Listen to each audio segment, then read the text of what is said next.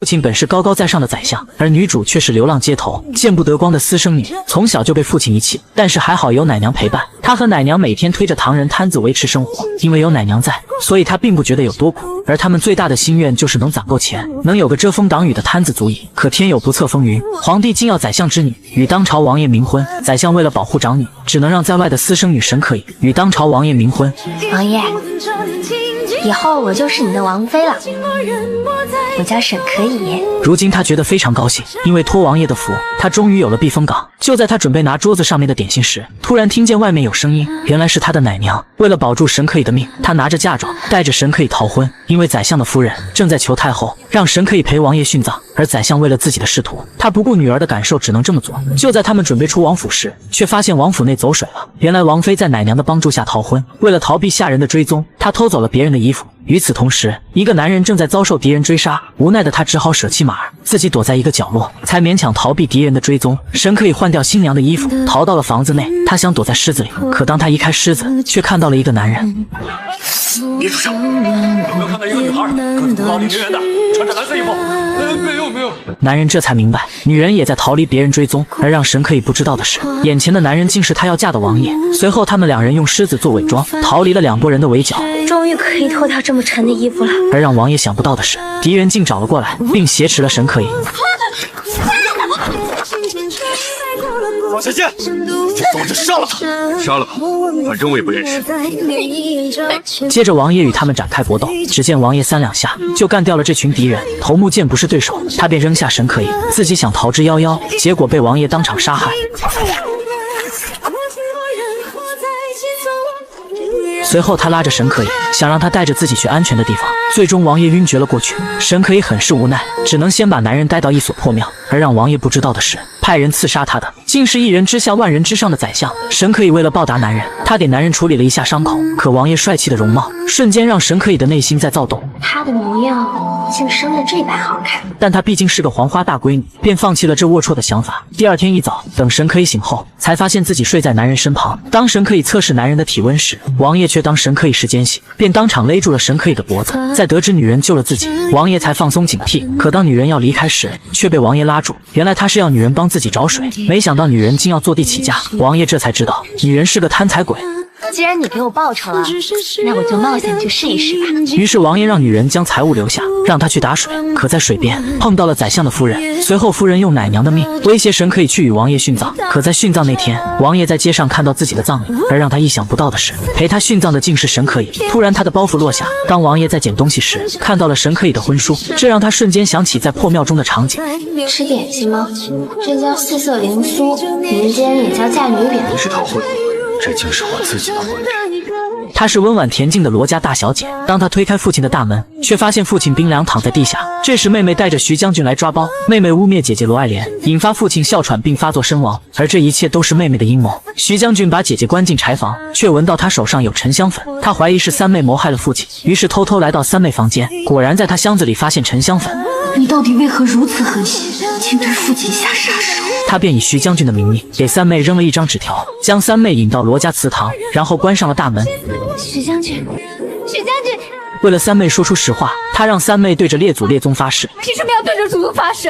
丢了罗家脸面的是你，不是我。为了让三妹招出，他拿出了徐将军的火信，只要拉开引信，徐将军就会立刻到此。不料激怒了三妹，他推掉了姐姐手中的火信，然后拿起桌子上的香炉砸向她。最终罗爱莲晕厥了过去。二姨娘和三妹商议，坚决不能留罗爱莲。此时的她准备拿地下的火信，却被三妹看见。三姨娘见状，她踢走了地下的火信。为了斩草除根，他们先将罗爱莲的手绑了起来，然后用绳子想当场勒死罗爱莲，让她去黄泉路上和父亲作伴。就在罗爱莲快要咽气时，她的二叔赶到了这里，只见她立马推开了二姨娘，而二姨娘为了让二叔帮助自己，她竟撒了一个谎言，说三妹是二叔的女儿。原来在18年前的雨夜，二叔喝醉了酒，竟和二姨娘做出了有违道德的事情。此时的二叔为了救自己三妹，竟联合二姨娘，当场一把火烧毁了罗家祠堂。三人立刻走了出去。此刻的罗爱莲感到无比绝望，但为了报仇雪恨，她挣开了绳子。就在她准备逃离时，却被一个东西绊倒在地。此时一个人走了进来，而这人正是自己信任不已的二妹。由于烟雾太大，罗爱莲没有看清长相，结果直接被他打了一棒。二妹在临走之前，她扯下了二妹的衣钵。这时罗爱莲模模糊糊的看见此人到底是谁。她本以为自己会命丧于此，不料自己的丫鬟在屋顶用绳子将自己救了上来。可在逃跑时，丫鬟脚踩空，幸好被罗爱莲及时拉住。而丫鬟为了让小姐活命，她拿着小姐的镯子掉了下去。如果你一定要收走一个人，就把冰儿带走了，让小姐好好活下去。就在罗爱莲准备离开时，她却从屋顶上直接掉入了水中。第二天，沈自山在回城的路上看到了奄奄一息的罗爱莲，于是将她带回了家。这时下人送来了神龙草，可已经为时已晚。沈丹青昏迷太久，心力衰竭，如今已是油尽灯枯，神龙草根本就没有用。若要沈丹青能复活，就必须要少女的心脏给丹青。此时的神医盯上了罗爱莲，就在神医叫沈自山取心脏时，沈丹青当场口吐鲜血身亡。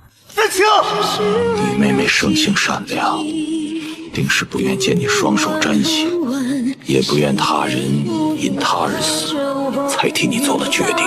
自山为了能让妹妹活在心中，他叫神医用绝世手法将自己妹妹的容貌换给了能活的罗爱莲。为此，罗爱莲成了沈丹青的替身。他为了感恩沈自山，便代替沈丹青活下去。但要蒙骗沈家老爷，他必须熟知沈自山的品性，还有沈丹青的喜好。为此，他每天模仿沈丹青的笔记，还有苦练他的绝世飞镖。凤凰涅槃，浴火重生，只有尽快变成沈丹青，才能复仇。王爷明明还活着，皇帝却要他和宰相之女殉葬，只因军中传来消息，王爷在战场阵亡。而此时的王爷看着自己婚书，才知沈可以是自己的王妃。这竟是我自己的婚礼。晚上，沈可以身穿嫁衣来到了王爷的墓地，为了能让他和王爷同龄共眠，皇帝特赐一丈白绫，接着套在他的脖子上。两边士兵使出9牛2虎之力，就在他快要咽气之时，一把剑袭来，当场割断了白绫。沈可以晕倒在地，原来是王爷赶了过来。士兵看到王爷后，都以为见到了鬼，所以吓得落荒而逃，而他被王爷所救。第二天，宰相为了让皇帝觉得自己忠心，他为王爷的牺牲感到惋惜。为了表示王爷以身殉国的忠心，他恳请皇帝为王爷追封配享太庙。不料皇帝早已知道，如今的王爷还活着，他把王爷活着的消息告诉了大臣。此时王爷走进了朝前殿，他知道这一切都是宰相的阴谋，于是拔出宝剑，只见砍掉了宰相头上的乌纱帽。三弟，王爷，你我都是朝中同僚，我女儿嫁给你做了王妃，我们还有姻亲关系啊！姻亲，三弟，住手！王爷知道自己还没有证据，于是先放了宰相，然后不顾皇帝的感受，离开了朝前殿。由于将士们都牺牲了，他只能在自家营帐中自责，而沈可以被王爷赶出了王府。这时，一辆马车来到此处，他是王爷的阿祖，在得知沈可以是王妃，而且还穿得如此单薄。沈姑娘，你为什么坐在门口啊？王爷要赶我走，但我想留下。他劝阻沈可以赶紧回家，因为王爷可是一块又硬又臭的石头。没关系，我可以改变的。我叫沈可以，别人不可以的事情我都可以。看到他如此的坚决，他便将自己的火炉给了沈可以，然后取下自己的貂毛，让丫鬟给沈可以披上。第二天早上，王爷看到他睡着了，王爷，为了不让他发现，王爷准备离开。王爷，您还没用早膳吧？您喝碗热粥吧。这时沈可以走到他面前，管家见沈可以还没走，他立即向王爷请罪。此时他感觉肚子饿了，这一幕被王爷看见，于是他叫管家把粥给沈可以，可他却对王爷说：吃了你的东西，我们就是一家人了。别吃，喂！可是已经来不及了，沈可以已经把粥吃完。看到王爷如此的好心，他决定报答王爷。我不会白吃白喝的，我会报答你的，相公。乱说什么呢？什么相公？按照辈分，你应该叫我一声三叔。三叔，那我们就是亲戚啦。我还不能住你家吗？王爷见他如此的胡言乱语，便骑着马儿离开了。如今他无家可归，见王爷不答应自己，他准备想办法让王爷理自己。于是他每天在门口抢着管家的活，不停地帮王府扫雪。这时王爷出来，三叔，早上好。叫王爷，别跟我攀亲戚。为了体现出自己还有用，他告诉王爷自己可以干很多的活。管家见沈姑娘老是在门口住着不是办法，他奏请王爷给沈姑娘开个厢房。我看她喜欢住人家大门口，别让她住。真是一块又硬又臭的石头，但沈可以相信，总有一天他会感动王爷。当王爷走了之后，他每天都在门口打扫卫生。王爷，早上好。王爷，中午好。王爷，我浇花了。王爷，我把地扫了。王爷，我把门擦了。王爷，王爷，王爷，你看这石狮子刷完之后是不是更威武了？沈可以的热情举动让王爷无话可说。当王爷回府后，他却在地下看到了王爷的玉髓，于是他准备进去送给王爷，可被门口侍卫拦下，因为王爷有令，不能让沈可以进王府。她本是宰相之女，当嫁给王爷之后，却不受王爷的待见，只因宰相是通敌之人，她把沈可以嫁给王爷，是想拿到王爷身上的玉佩，因为那块玉佩是免死金牌，而沈可以是宰相在外的私生女，她与宰相并无任何交情。宰相夫人便以她的奶娘要挟，殊不知沈可以的奶娘早已被宰相处死。那我要是给王爷生个孩子，是不是就能留在王府里，成为王爷信赖的人了？单纯的他为了得到王爷的爱，决定帮王爷生孩子。他觉得自己一定行，于是主动上了王爷的床。不就是给王爷生个孩子吗？王爷又不吃人。而王爷早已怀疑王妃是宰相的人，所以他住的地方绝对不能让新月阁的人靠近。当他来到营帐中，却发现有人在自己床上。谁？侍卫觉得有刺客，于是叫所有士兵围住了王爷的营帐。王爷赶紧拔出宝剑，慢慢的用剑把被子拨开，才知是自己的王妃。王爷一脸懵，侍卫不知发生何事。你在这里干什么？我要给王爷生孩子。王爷吓一跳，侍卫这才知道王妃竟如此的直白，他无法用言语表达，于是直接将王妃扔了出来。士兵被王妃的主动笑得合不拢嘴，为了不让王爷掉面子，侍卫带着士兵离开了。那我呢？你滚！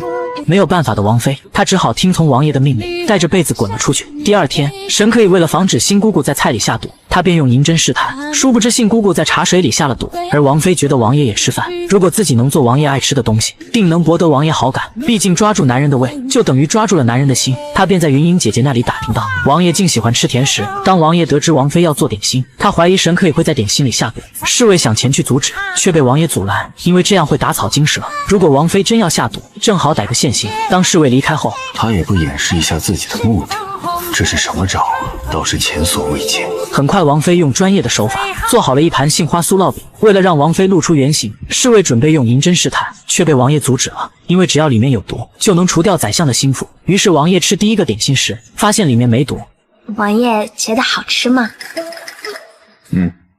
不是这个。于是再次吃了第二个，发现里面还是没有毒，他便吃第三个、第四个，发现都不是。可在沈可以看来，自己做的点心自己都没吃。当剩下最后一个时，王爷想吃，却被王妃阻止了。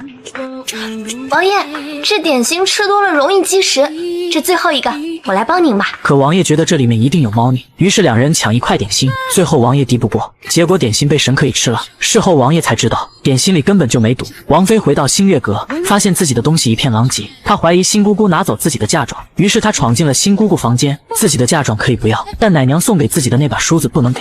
还我！你是王妃，什么好东西没有啊？这玉梳就借我们用几天。就是不借。丫鬟不停地想在王妃手中抢梳子，最后王妃从屋里跑了出来。第二天，王爷为了试探王妃会不会舞，便做了一大桌子的菜。可惜过舞，此舞非彼舞。王妃以为是跳舞的舞，她还以为王爷喜欢腰肢柔软的女子。我会，王允干。王爷顿时被这一幕逗笑了。突然，一群刺客冲进王府，王妃为了保护王爷，便使出浑身解数，打得这群黑衣人不知所措。为了王爷的安全，他赶紧拉着王爷逃离，不料又有黑衣人向他们攻来，于是两人来了一场华尔兹舞蹈，将黑衣人打得人仰马翻。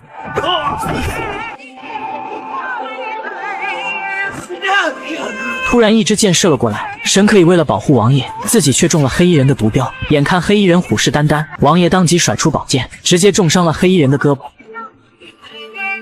她明明是高高在上的王妃，却惨遭丫鬟的毒打，只因她的奶娘在宰相手中，逼迫她拿到王爷身上的玉佩。不久前，王妃为了救王爷，甘愿自己身中毒镖，而王妃的举动差点就让王爷沦陷了。可在审问刺客时，她在刺客身上发现王府的地图，据刺客招供，王府地图正是王妃提供，而王妃为她挡下那一剑，就是借此机会博得王爷的信任。这顿时让王爷很是愤怒。这时王妃感觉肚子痛，于是云英叫丫鬟送王妃回新月阁，却看到新姑姑在玩斗地主，丫鬟当场怒骂：都在这儿做什么呢？没看到王妃回来了吗？伺候主子，自己反倒一副主子的模样。你们沈家的下人都是这副德行吗？新姑姑为了不露馅自己来的目的，她告诉丫鬟是自己的王妃让他们在这里玩一会，而王妃为了不让奶娘受苦，她只好帮新姑姑圆谎。第二天，王妃感觉肚子痛，当他准备喝茶时，却遭到丫鬟的阻止，然后用眼神告诉王妃茶里有毒。晚上，王爷为了将王妃赶出王府，他便让王妃在雨地里跪着。经过一晚上后，王爷，雨停了。此刻的王爷已经爱上了王妃，他便让王妃起来，离开了他的书房。可看到王妃伤痕累累的背影，王爷的心里似乎有些动摇。此时的王妃在云英这里诉苦，她不明白什么是爱。爱是什么样子？爱呀，就是对一个人魂牵梦绕。我有梦到过王爷。此时的王爷正在门外，可王妃梦里的王爷都是在殴打自己，而王爷为了不让王妃迷惑云英，他便闯进了房间，然后对王妃下令，从此刻起不许王妃靠近灵阁。王爷的话顿时让他伤心不已，于是他拖着疲惫的身躯来到星月阁，发现门被姑姑锁了。今天王爷罚了你，是不是因为你偷玉佩被发现了？不是，你撒谎。如果不是被发现了，王爷怎么会忽然发火？我怎么知道？你去问王爷。姑姑见王妃顶嘴，她便让王妃跪下，不然就让她的奶娘好看。不料王妃直接将她撞倒。让我下跪，你休想！好个贱丫头，你真以为自己是王妃了？王妃知道偷玉佩的任务完不成，为了救出奶娘，她准备找人做个假玉佩。于是她来到大昌珠宝行，花掉了身上所有的钱财，让老板刻玉佩。可钱财还是不够，于是她偷偷来到姑姑房间，想把自己的嫁妆拿回来。突然姑姑来到房间，原来她知道是这个丫鬟把茶里有毒的事情告诉了王妃。看我能叫什么？我再也不干了！这么干，这王府里死个王妃是大事，死个丫头可是谁都不会过。王妃为了救丫鬟，她直接冲了出来，然后扶起丫鬟，当即跑了出去。姑姑怀疑沈可以定是偷玉佩被王爷发现了，她叫自己的心腹杀了王妃。此时王妃拉着丫鬟，刚好撞到了丫鬟洗的被褥。这时姑姑的心腹出来，污蔑他们是小偷，而王妃叫丫鬟赶紧去找管家。小偷，还真是小偷，居然偷了这么多东西，大胆奴婢，竟敢偷王妃院中的东西！按照王府的规矩，该请大刑，教他怎么做人。丫鬟准备大刑伺候，沈可以告诉他们自己可是王妃。丫鬟们都愣在了原地。姑姑的心腹污蔑她想飞上枝头做凤凰，便一把将她推倒。此时的王妃口吐鲜血，心腹心生一计，污蔑她得了会传染的怪病，于是叫丫鬟对王妃痛下死手。厉总管，有个叫阿桃的女工找您。厉总管，后院换洗处抓了个小偷。你们呐，就这点小事还来找我？叫后院自己看着办，实在不行打一顿扔出去。快去快去！当丫鬟得知王爷不肯见她，此时的王妃命悬一线。丫鬟为了引起王爷的注意，她直接跳进了河里。当王爷得知消息后，他便过来见丫鬟，得知王妃被人殴打，于是王爷来到后院，才保住了王妃的命。这时王爷看见满身伤痕的王妃，他先把王妃扶起来，可沈可以已经被王爷伤得体无完肤。王妃拖着疲惫的身躯离开了后院，而王爷为了帮王妃报仇，他当场下令：今日院中所有折辱王妃者，杖责50没入剑籍，驱逐出京。明明是大冬天，王妃却每日都要脱掉衣物，在自家后院洗凉水澡，任凭寒气侵入自己身体，这把一旁的王爷看得目瞪口呆。不久，王妃遭到姑姑的迫害，想借丫鬟之手除掉王妃，幸好王爷及时赶到，很快御医过来治病。云英当即怀疑王妃房里的人有问题，因为王妃身上有一些旧伤，像是被人掐打的。御医诊脉后，发现王妃中了一种十分隐蔽的毒。云英怀疑王妃恐怕是宰相的牺牲品。王爷准备严查，当即将姑姑的心腹带上脚铐，杖责50面部刺审，带回宰相府。管家在姑姑房间找到一瓶毒药。王爷，这不是毒药，是补药。姑姑此时还不招供，于是他让管家把姑姑所谓的补药每日都喂她喝。王爷为了弥补自己对王妃的过失，他将自己随身的玉佩，也就是先皇赐的免死金牌，送给了沈可以。而让王爷不知道的是，这个玉佩正是他嫁入王府的目的。好他个王爷，竟然如此折辱我沈家的面子！宰相夫人在丫鬟口中得知王爷竟然把玉佩赏赐给了他，夫人担心沈可以叛变了，并且把他们的计划全部告诉了王爷。夫人，您救救奴婢吧！我求您救救奴婢吧！由于王爷还没有动机，说明他还不知道。可玉佩事情再这样拖下去，恐怕两头都捞不着好处。宰相夫人决定除掉沈可以，拿走他手中的玉佩。王妃第一次进宫，可得打扮得漂漂亮亮的。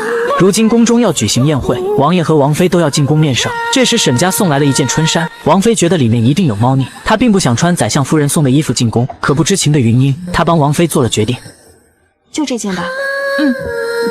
当丫鬟把衣服洗干净后，却突然感觉手痒。王妃见状，她赶紧用水冲冲。此时的丫鬟怀疑宰相夫人送来的衣服肯定有毒，这肯定是沈相的阴谋。碧云回到沈府，一定告诉沈夫人我已经拿到玉佩了。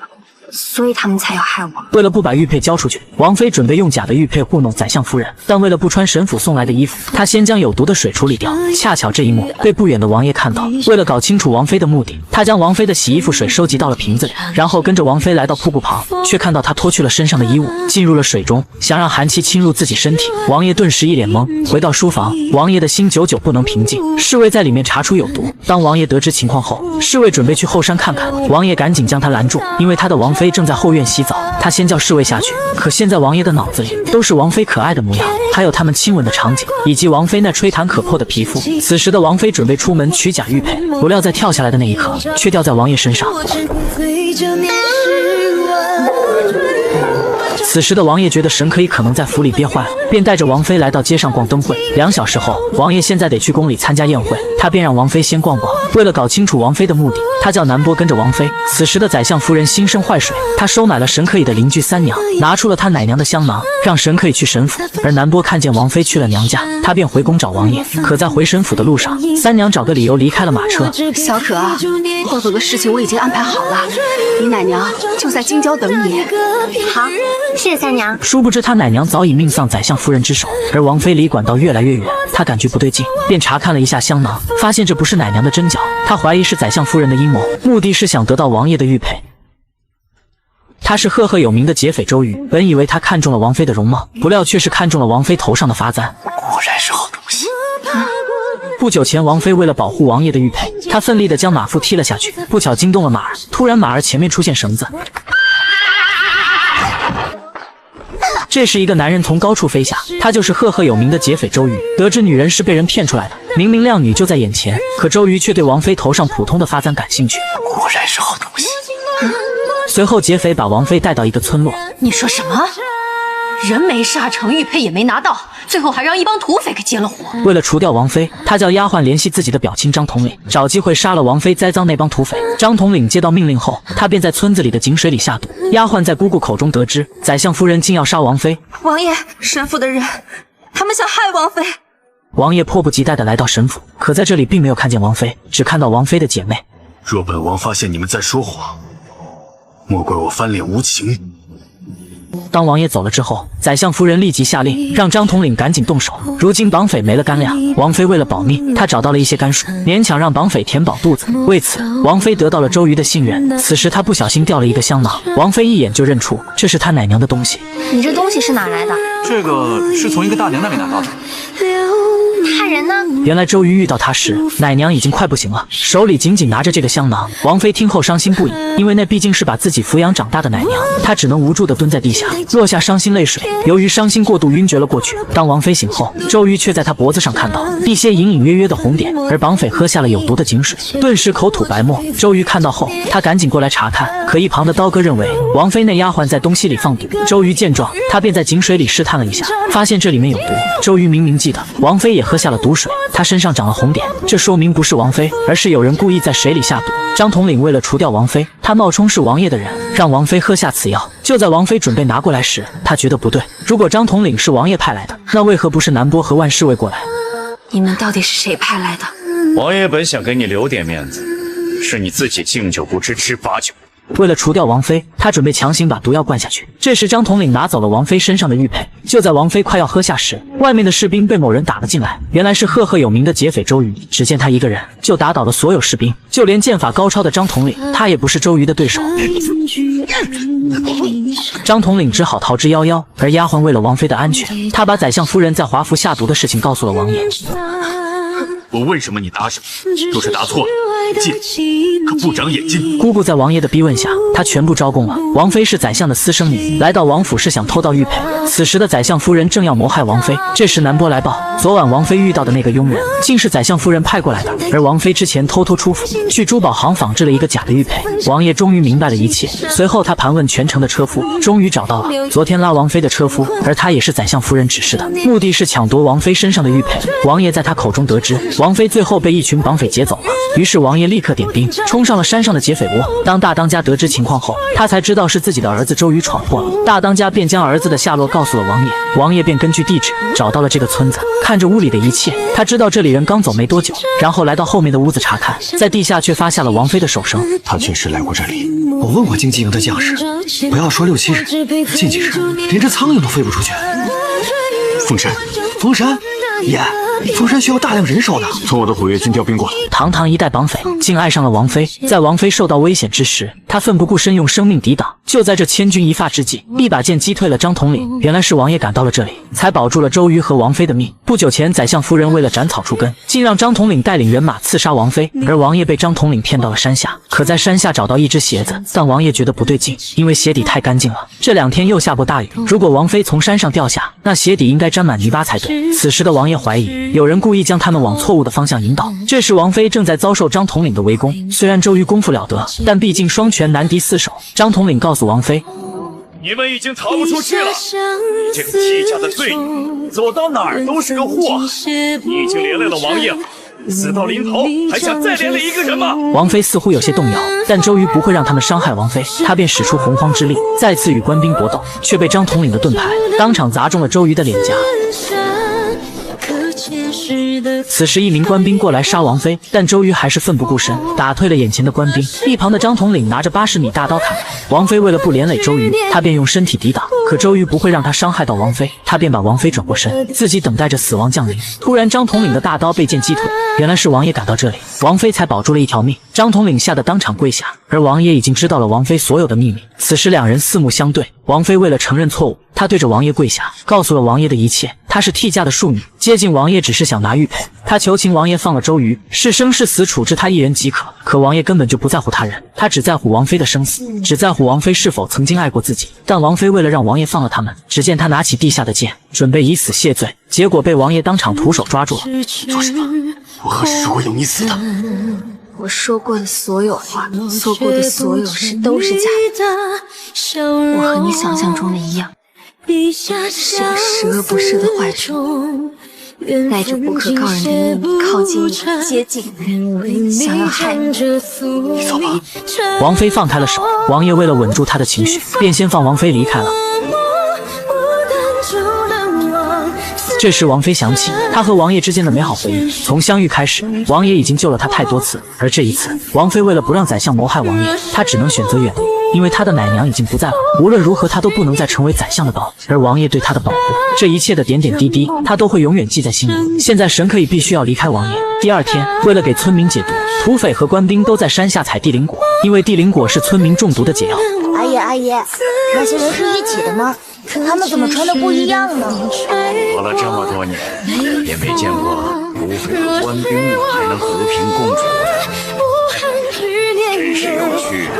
这一切都是王妃的功劳。王爷为了不让王妃有危险，他拿走了王妃身上的箩筐。这种默默无闻的爱，让王妃感觉很是温暖。随后，他们把解药都分给了百姓。这时，南波查出了真相，原来张统领竟是宰相夫人的亲信，目的就是假借王爷的命令，给王妃做了一碗毒药。还好当天有天河寨的人护着，而王爷的玉佩已经在宰相夫人手中。王爷这才明白，原来王妃这么恨自己，都是误以为自己要杀他。难怪他一直说不要杀他。他便来到院子里找王妃，却在他的屋里发现了一封和离书。此时的王妃刚来到小院，脚步声被王爷听见。为了王妃的安全，他直接二话不说，强行抱着王妃回府。你干嘛？你放我下来！放开我！你放开我！干嘛呀？自从王爷把王妃抱进王府，王爷就开始查宰相夫人的底细。原来沈夫人的兄长强抢民女，而他开的米庄恶意垄断4台高价。还有沈夫人的外甥不仅买通了官府，还顶替了一个中举的秀才。王爷便全部揭发，给沈夫人送一份大礼。当他得知消息后，差点气得心脏病发作。要知道这些年，他全部是靠着这些亲戚才能在京城耀武扬威。如今他的左膀右臂断了，她赶紧求丈夫帮忙。早就跟你说过，这平日里让你注意一点，现在出事儿了。啊！你说你那是什么计谋啊？漏洞百出，现在又生事端。宰相也是无可奈何，因为毕竟人家是王爷。如今张统领已经被王爷发配到边疆，沈夫人现在可是无人可用。王爷为了能帮王妃出口恶气，他让王妃穿上亮丽的华服，光明正大的走进宰相府。他赶紧打招呼，可王爷并不理会他，只是带着王妃坐在了他们家的高位上。丞相见到本王不用行礼吗？看来王爷这是给自己一个下马威，没有办法的宰相，他只好带着沈夫人给王爷和王妃行礼。此时的王妃却有些紧张，王爷便把手放在她手上，示意王妃不要紧张，一切有本王在。他为了保护王妃，扬言自己把先皇玉佩赠给了王妃。谁料前些日子，王妃不小心把玉佩落在了沈府，夫人吓得瑟瑟发抖。宰相起身准备派人去找，只见南波拔出宝剑，宰相和夫人一脸懵。不劳沈相费心了。原来王爷已经派侍卫在沈夫人房间找到了玉佩，可惜玉佩已经碎了。由于此乃先帝遗物，却被沈夫人弄碎，沈夫人当场吓破了胆。沈相，你说这该怎么罚？既然是王爷的玉佩，当然是王爷您说了算。看来宰相为了保命，已经把夫人给卖了。夫人求宰相救命，却被他一脚踢倒在地。夫人只好跪在王妃面前，求王妃饶了自己。可她知道夫人害死了自己的奶娘。沈夫人要我放了，那谁放了我奶娘？本王听说夫人有个癖好，喜欢对下人施以棍刑，更喜欢看人被棍棒活活打死。那不如让夫人尝尝棍棒的滋味。使不得呀！因为沈夫人今年48岁，王爷便让下人殴打48下，接着官兵抬上了板凳。夫人不停地给王妃磕头，因为她觉得自己这么大年纪，可经不起48棍的杖刑，那可会要了自己的命。只见王妃起身，奶娘年纪比你还要大上许多，她如何受得了？夫人被王妃对得无话可说，没有办法的她只能认命。随后夫人被侍卫按在板凳上，王爷和王妃在一旁看着，侍卫的每一棍子都重重打在夫人身上。这时王妃看着夫人的屁屁快开花了，她想起小时候是奶娘对自己无微不至，用摆摊卖糖人将自己抚养长大，可现在却被夫人害死。此时的夫人已经流血，就在夫人就要命丧当场时，王妃还是于心不忍。我乏了，我们回家吧。王爷见王妃心软了，他便摆弄手势，当场放了沈夫人，接着拉着王妃的手。但走之前，王爷叫阿桃把沈夫人送的礼服留下，然后光明正大离开了宰相府。殊不知王妃这次的心软会遭到沈夫人的憎恨，在不久之后，王妃会被沈夫人冤枉打入大理寺候审。宰相绝对是个狠人，为了帮沈家脱困，他竟拿着瓦片毁掉了自己女儿的容貌。沈玉荣，这可是你的嫡亲女儿啊！然后背着3斤，带着自己女儿来到皇帝身边请罪。他说了一个谎言，污蔑神可以代替姐姐出嫁，为了达到目的，竟毁掉了姐姐的容貌。没想到愚蠢的皇帝竟相信了宰相的谎言。此时的神可以正在遭受毒打，大理寺准备屈打成招，可他死都不会承认。不久前，夫人为了报复王妃，她竟收买宫女，在皇帝面前透露出王爷的妃子是个庶女。太后听后气得差点心脏病发作。于是皇帝下旨，当场将王妃抓了起来。这替嫁一事到底是谁传出去的？现在皇上让大理寺公开审理此案，连累我沈家上下都要背上这个欺君之罪。而让宰相不知道的是，这个消息正是他夫人捅出去的。为了把所有的事情都推给沈可以，他拿着瓦片直接毁掉了亲生女儿的容貌。王妃被大理寺的人带走了。当王爷得知消息后，他便拿着剑想闯进大理寺，可御前侍卫传来口谕，让王爷避嫌此案。若王爷执意要踏出这一步，那王妃将会明日午时斩首。没有办法的王爷只好放弃。而宰相一边带着女儿在皇帝面前请罪，一边用珠宝收买大理寺官员，想让大理寺尽快结案。没想到愚蠢的皇帝，他竟相信了宰相的谎言。此女不忠不孝，不仁不义，一旦查明，朕定会重罚，还王府和沈家一个公道。此时的大理寺官员不停地用鞭子殴打沈可以，想让他尽早招供，但沈可以没有做过的事情，他是绝对不会招。结果被大理寺官员折磨得半死。而王爷为了救王妃，他准备去牢房劫狱。这时云英来到书房，因为这终究是下策，救王妃仍然有一线生机。阿紫为何这么说？王爷是否想过，是何人敢越过沈相，直接到圣上面前举报替嫁欺君一事？为何是在后宫告密，而非前朝？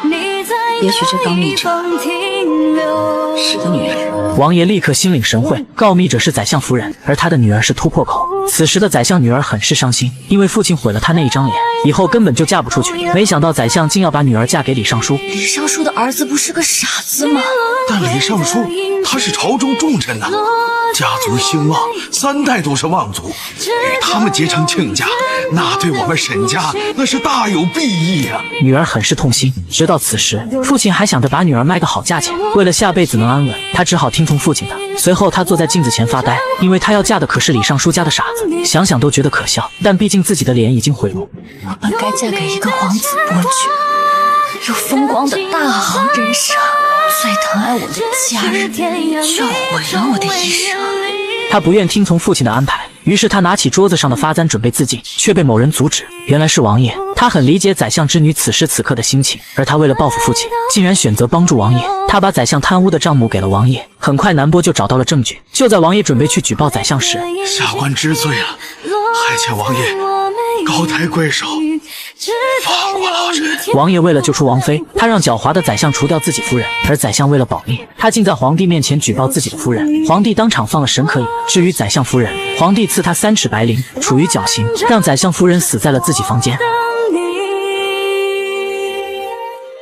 用你的牵挂燃尽我白发。她明明是梁国公主，却硬要嫁给王爷。可在成亲当天，王爷待在房间闭门不出，只因他伤透王妃的心。而梁国公主厚着脸皮，把空气当作王爷，完成了成亲礼仪。而公主嫁给王爷，是想给梁国的子民复仇。不久前，王妃在帮王爷整理衣物时，无意间看到了一道圣旨，王爷竟要娶梁国公主，这顿时让王妃心灰意冷。因为王爷曾经答应过她，今生今世只娶王妃一人。如今王爷已经食言，气得王妃把王爷所有的衣服通通全部扔在地下，然后坐在屋子角落，久久不能平静。这时王爷来到屋内，看到王妃伤心的背影，王爷想过去，却被王妃阻止。王爷不要我了吗？不是，算了，王爷是个骗子。此刻王爷在王妃的心里就是个彻头彻尾的负心汉。就在王妃准备离开房间时，却伤心过度晕倒在地。经过御医诊断，发现王妃竟然有喜了。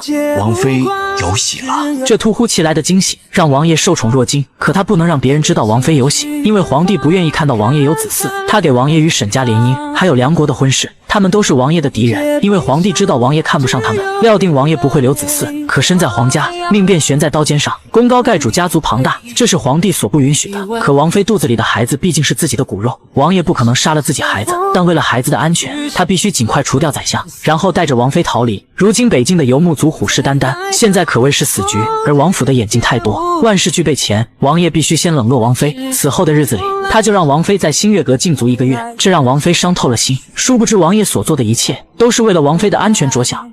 沈相已经来过，向朕禀明了替嫁一事，罪魁祸首沈夫人已经伏法。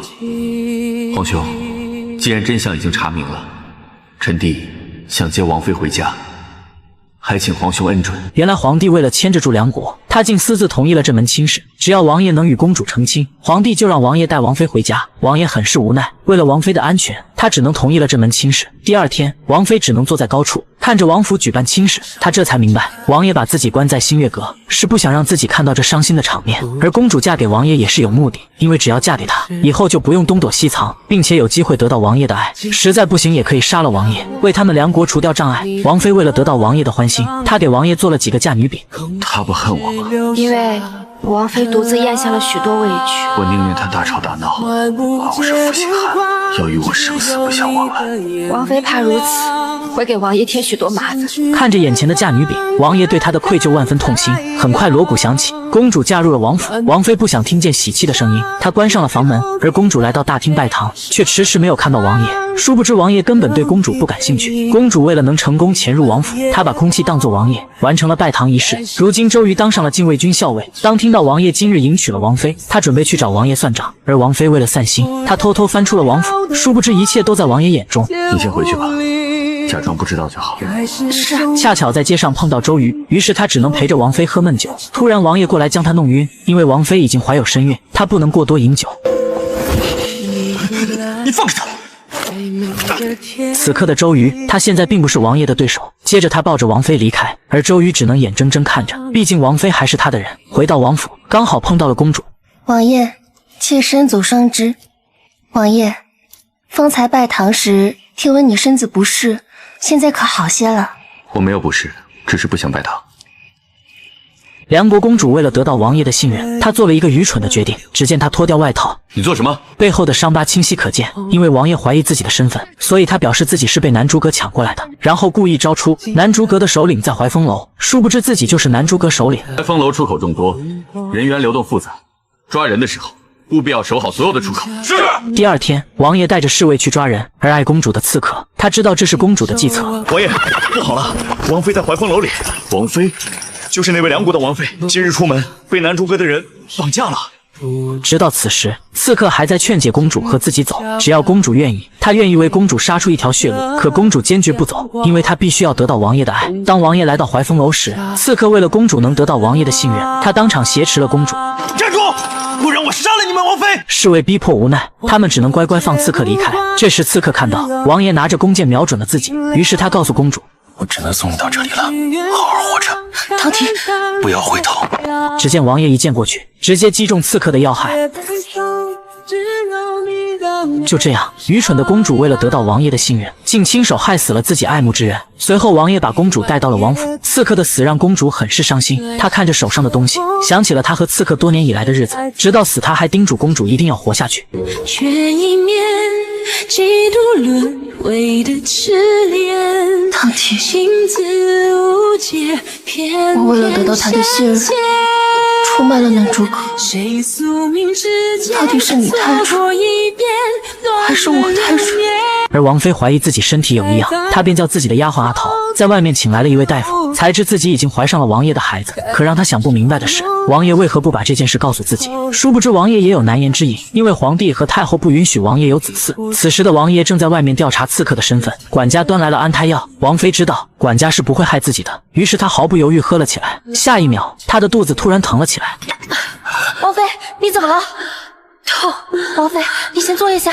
管家一脸懵，因为他根本就没有在药里下毒。他便赶紧去找太医和王爷，却不小心摔倒在地。这时公主走了过来。您这么慌慌张张的，是要去哪里？得知管家要去请太医，公主便暴露出自己的本性。管家这才知道王妃药里的毒是公主下的，而公主也是太后的人。为了不让管家出去报信，公主直接将管家杀了。王妃已经大出血，为了保住孩子，她叫阿桃赶紧出去请太医。此时一个人出现在外面，而这人就是害她的梁国公主。看到王妃大出血，为了离间王妃和王爷之间的关系，她告诉王妃是王爷叫管家在药里下毒。可王妃不信，因为王爷再怎么样都不会对自己孩子下手。你以为你这些日子喝的都是什么药？王爷根本就不想要这个孩子，所以才瞒着你，日日给你喂下胎的药。王妃还是不信，公主便故意透露出自己自幼和王爷相识，曾经她在王爷手心里留过一道疤。王妃这才知道，当初那个小女孩是她。王妃为了保护自己的孩子，她愿意放下一切，将王爷让给公主，只希望公主找太医救救孩子。奈何公主爱王爷，面对情敌的她根本不为所动，她只想看着王妃在这王府怎么死去。好啊，我倒要看看这王府里还有谁会来救我。好不容易的她走到门口，自己却摔倒在地。此时的大门被公主关上，公主走到她面前，她要杀了王妃。她相信只要王妃死了，王爷的心里肯定有自己。就在她准备痛下毒手时，周瑜使用轻功飞了过来，抱着王妃准备离开，却遭到公主的阻止，结果被周瑜推倒在地。想救你的人可真多。王妃成功被他带走，原来是阿桃通知的周瑜。就在他们把王妃带去医馆时，却与一旁的王爷擦肩而过。王妃肚子里的孩子是否能保住呢？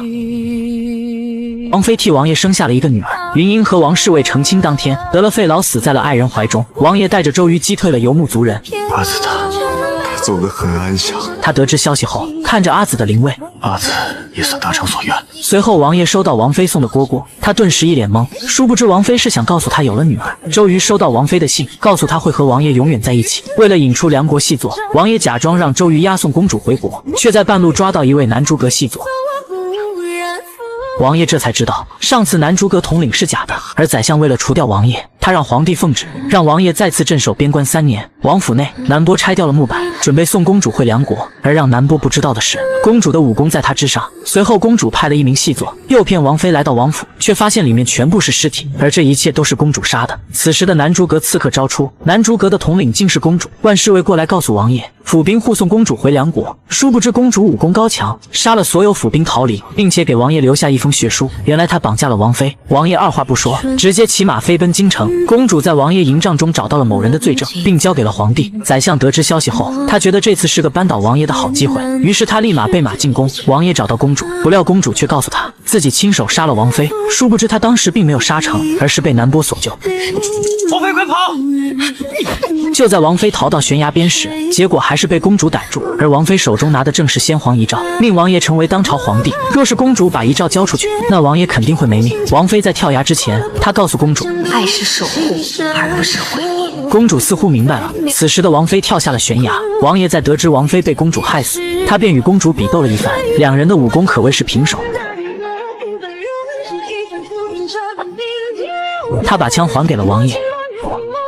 如今公主生无可恋，她直接撞到了王爷的枪上，当场领了盒饭。殊不知王妃并没有死，而是被公主所救。沈可以，你永远也不能赢过我，只有我能救文艺。王爷冲进了皇宫见皇帝，但让宰相不知道的是，公主交给皇帝竟是宰相的罪证。皇帝当场下令，直接让侍卫带宰相去往边疆，日日夜夜感受寒冷之苦。接着皇帝告诉王爷，那梁国公主来送罪证的时候，还说这是他与一个人的约定。王爷猜测那人是王妃，他相信王妃还没死，于是他向皇帝请求卸去了官职和兵权，自行离朝成为百姓。而皇帝当场同意，因为只有这样，朝堂之上才不会出现第二个通敌脉搏的宰相。3年后，周瑜终于找到了自己要奔赴的未来，就是要守护王妃和百姓安居乐业的天下。我叫周瑜，天高任鸟飞，海阔凭鱼跃。南波和桃子走到了一起，这次神可以以百姓的身份嫁给了文烨。就在他们2人准备洞房时，阿爹阿娘，我要睡中间。凤凰也做你的旅行中的光。